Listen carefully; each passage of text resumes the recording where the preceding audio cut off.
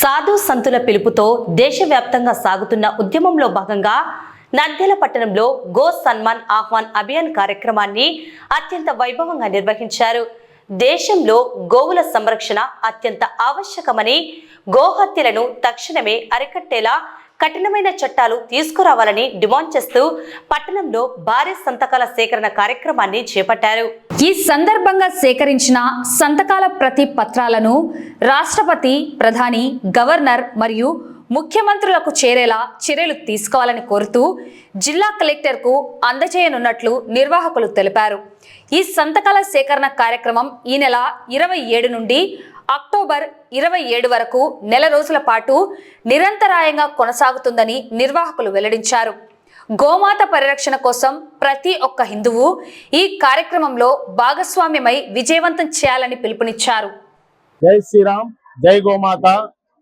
గత నెల రోజులుగా గో సమ్మాన్ ఆహ్వాన్ అభియాన్ పేరిట దేశం మొత్తం మీద గో సంరక్షణ కోసం గోవుకి చట్టబద్ధత కల్పించాలనే ఉద్దేశంతో కోటి సంతకాల సేకరణ అనేది జరుగుతోంది.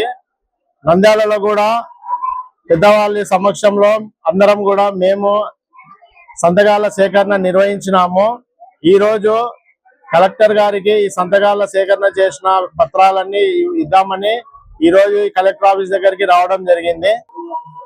ఈ దినము గో సన్మాన్ ఆహ్వాన్ అభియాన్ అనే ఒక సంస్థ మన గోహత్య జరగకూడదు భారతదేశంలో అనే ఉద్దేశంగా ఈ ప్రతి ఒక్క దేశం మొత్తం మీద ఎక్కడ కూడా గోహత్య జరగకూడదు అనేది ఒక హిందూ సమాజం ద్వారా ఇది ఒక ఉద్యమాన్ని తీసుకొచ్చినారు.